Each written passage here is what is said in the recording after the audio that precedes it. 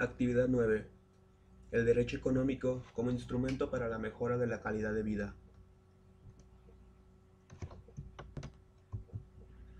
Asentamiento humano. El término asentamiento humano puede recibir múltiples definiciones dependiendo del contexto. Hay quienes pueden relacionarlo con el lugar donde se establece una persona o una comunidad, con una pequeña aldea o con una ciudad, o incluso comúnmente con un tipo de comunidades marginadas en condiciones precarias. Pero en general, se refiere a una poblada por un grupo de individuos que buscan establecer de forma permanente una comunidad en un determinado sitio, y esta es la definición que se considerará ahora. Estos asentamientos, por la necesidad y el objetivo de establecerse de forma permanente, crean a su alrededor y requieren de una infraestructura para satisfacer las necesidades ilimitadas. Esto implica un desarrollo y evolución de estos asentamientos que son modificados y expandidos. Este desarrollo podemos ejemplificarlo con los asentamientos más primitivos, en los que los primeros hombres trataban de asentarse junto a recursos clave como el agua, alimento y refugio, pasando después a una etapa en la que comienzan las primeras civilizaciones formándose alrededor de estos asentamientos primitivos que junto con la tecnología evolucionaron para satisfacer las necesidades de sus habitantes. En estos, se evolucionó de nómadas a sedentarios, y los asentamientos tuvieron que desarrollar la infraestructura para proporcionar refugio, agua e incluso vialidades para el tránsito de su cada vez más vasta población. Como ejemplo de esto podemos ver a Tenochtitlán y el desarrollo de la tecnología hidráulica, de sembrado y la construcción de las pirámides. Este punto es importante porque implica que desde el inicio un asentamiento humano significa una transformación del medio ambiente natural que lo rodea.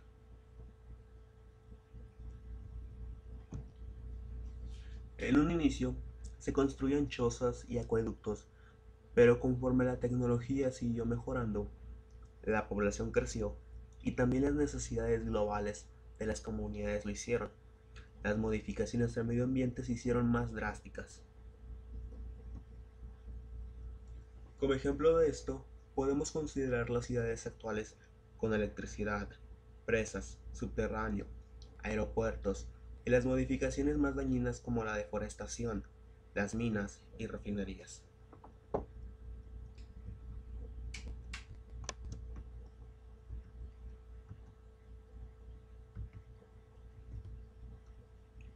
Un hecho es que estos asentamientos tienen el objetivo primario de satisfacer necesidades y que los individuos cuenten con la libertad y deseo, por lo general, de asentarse donde sus necesidades sean mejor cubiertas.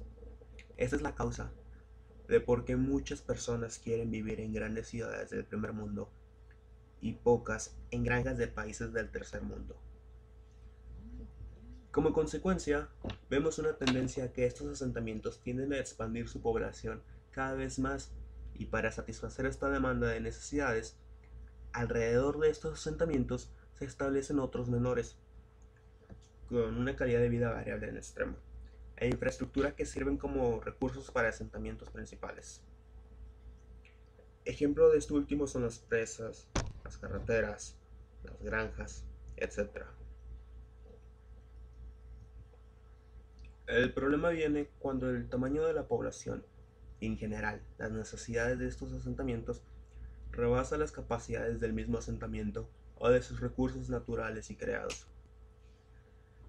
La consecuencia es que el ecosistema global que incluye estas ciudades, los asentamientos menores que las rodean y la infraestructura para servirle comienzan a dirigirse cada vez más rápido hacia un colapso en el que ya no se puede satisfacer las necesidades porque ya no hay recursos para hacerlo.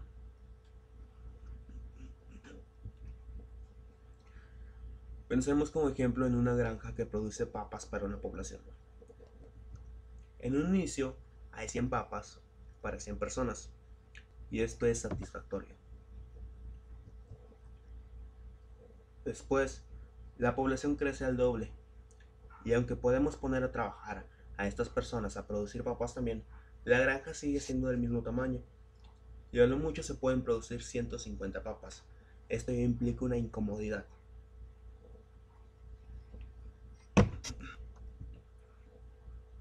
Supongamos que la población sigue creciendo, y esta vez llegó a los 300 habitantes, pero los limitados recursos naturales implican que no se producirán más de 170 papas. Es aquí donde las papas subirán demasiado de precio y se convertirán en un bien que muy pocos se podrán permitir, y por lo tanto, todo aquel que no consiga papas tendrá hambre. Pero a diferencia de la segunda situación, donde ya había escasez, en este caso el problema se agravió y podría evolucionar hasta convertirse en una crisis tanto para la Tierra por su sobreexplotación, como para sus habitantes que sufren por hambre.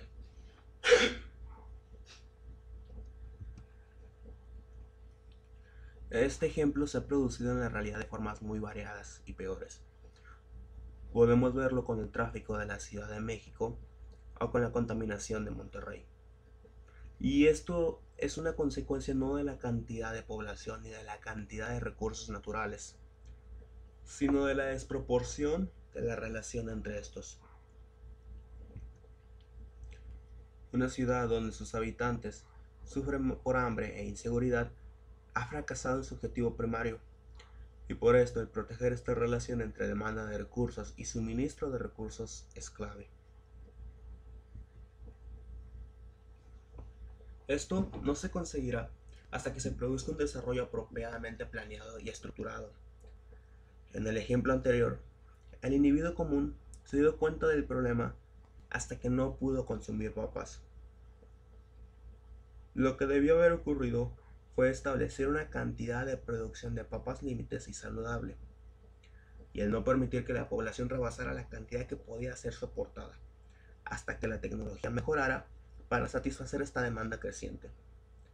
Y es también importante que la tecnología sea enfocada en resolver justamente este problema.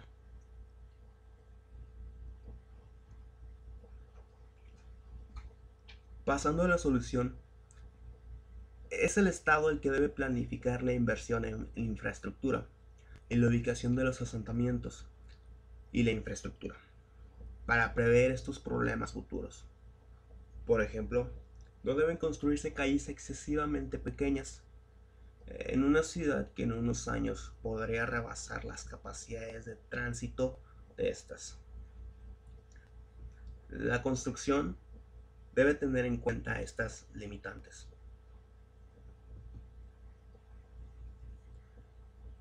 Otra solución importante está en la inversión a las tecnologías amistosas con el medio ambiente para reducir el costo y el impacto negativo de estos asentamientos y volverlos su ocupación más sostenible a lo largo del tiempo.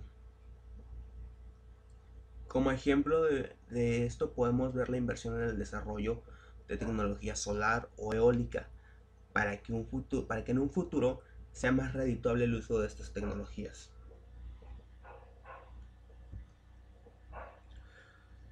Finalmente, es necesario reconocer que los individuos actúan por incentivos racionales.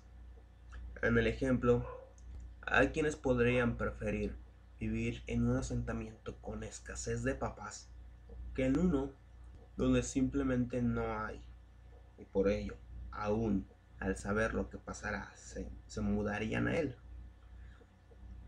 Por sí misma es difícilmente una persona difícilmente no evitará mudarse a una ciudad sobrepoblada por el bien del medio ambiente, así como tampoco una fábrica comprometerá su producción y rentabilidad por el medio ambiente. Sin embargo, estas acciones sí son necesarias y el Estado debe intervenir para establecer un orden y, en la medida de lo posible, perjudicar lo menos posible a estos individuos que actúan racional y justificadamente en su propio interés. Ejemplos de estos esfuerzos los hemos visto desde los créditos del carbono, los incentivos fiscales, hasta los controles de natalidad. La clave está no solo en la intervención del Estado, sino en perjudicar lo menos posible al individuo. Situación que por ejemplo no ocurre con los controles de natalidad, pero que podemos decir que se han acercado con los créditos de carbono. El primero implica forzar, el segundo incentivar.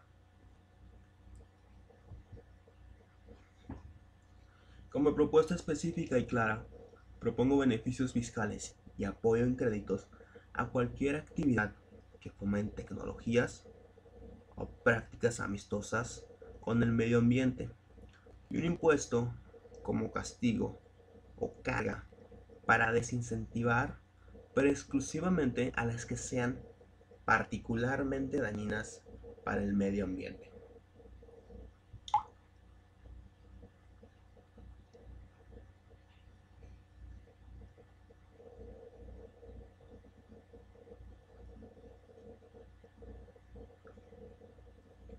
Gracias.